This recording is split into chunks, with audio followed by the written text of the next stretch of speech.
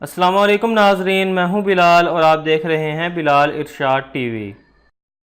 خواتین و حضرات، یہ بات ایک حقیقت ہے کہ گزرتے ہوئے زمانے اور ادوار کے ساتھ انسان نے مادی کائنات کے متعلق اپنے بنیادی علم اور تجربات کی بنیاد پر نہ صرف ترقی کی بلکہ کئی ایسے حقائق کا سامنا بھی کیا جن تک پہنچنا گزشتہ ادوار میں ایک ناممکن سی بات تھی۔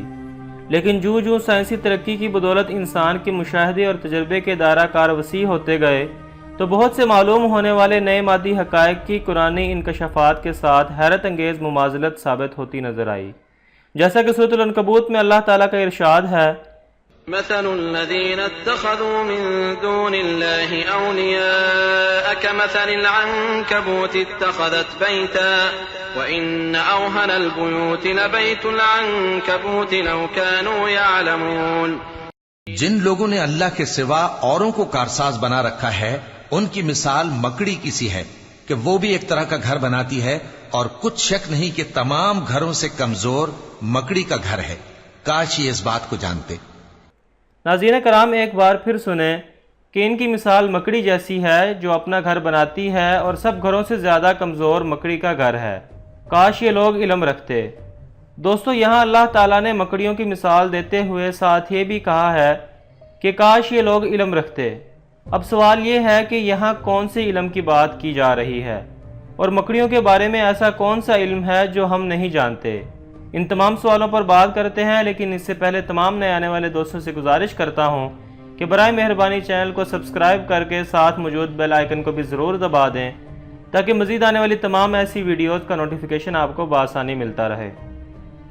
خواتین و حضرات، حال ہی میں مکڑیوں پر ایک ریسرچ کی گئی ہے جس کے مطابق مادہ مکڑی بچے دینے کے بعد اپنے بچوں کے باپ کو قتل کر کے گھر سے باہر پھینک دیتی ہے، اور پھر جب اولاد بڑی ہو جاتی ہے تو وہ یہی عمل اپنی ماں سے کرتے ہوئے نہ صرف اسے مار دیتی ہے بلکہ گھر سے باہر بھی نکال دیتی ہے۔ دوستو، اگر غور کیا جائے تو قرآن کریم کی سورۃ العنکبوت کو اردو میں مکڑی کہا جاتا ہے۔ پھر اس میں ارشاد باری تعالیٰ ہے کہ سب سے کمزور گھر عنکبوت یعنی مکڑی کا ہے اگر یہ انسان علم رکھتے ہوں۔ ناظرین کرام، انسان مکڑی کے گھر کی ظاہری کمزوری تو جانتے ہی تھے کیونکہ وہ جالے کا بنا ہوتا ہے، مگر اس کی گھر کی اندرونی کمزوری یعنی خانہ جنگی سے ناواقف تھے۔ لیکن اب مکڑیوں پر ہونے والی جدید تحقیقات نے اس کمزوری سے بھی باخبر کر دیا ہے۔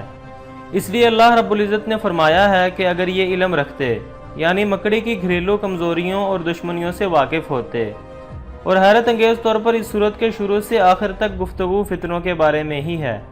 ناظرین کرام، آج آپ نے دیکھا کہ مکڑیوں کے گھر کی کمزوریوں سے متعلق جو بات قرآن کریم میں 1400 سال پہلے بیان کی گئی تھی، جدید سائنس آج اس کو تسلیم کرنے پر مجبور ہے۔ دوستو، قرآن کریم فرقان حمید اللہ رب العزت کا کلام ہے جس کا ایک ایک حرف اپنے اندر ایک مکمل فلسفہ چھپائے ہوئے ہے، لیکن بس ضرورت اس چیز کی ہے کہ قرآن پاک کو پڑھ کر سمجھنے کی کوشش کرنی چاہیے۔ اس کے ساتھ ہی آج کی ویڈیو کا اختتام ہوتا ہے۔ ویڈیو پسند آنے کی صورت میں لائک اور شیئر بھی کر دیں اور ہمارے چینل کو سبسکرائب کر کے ساتھ موجود بیل آئیکن کو بھی ضرور دبا دیں تاکہ مزید آنے والی تمام ایسی ویڈیوز کا نوٹیفیکیشن آپ کو آسانی سے ملتا رہے۔ اپنے خیالات کا اظہار کمنٹ باکس میں بھی ضرور کیجیے گا۔ ایک نئی ویڈیو کے ساتھ دوبارہ حاضر ہوتا ہوں، تب تک کے لیے اجازت دیجیے۔ اللہ حافظ۔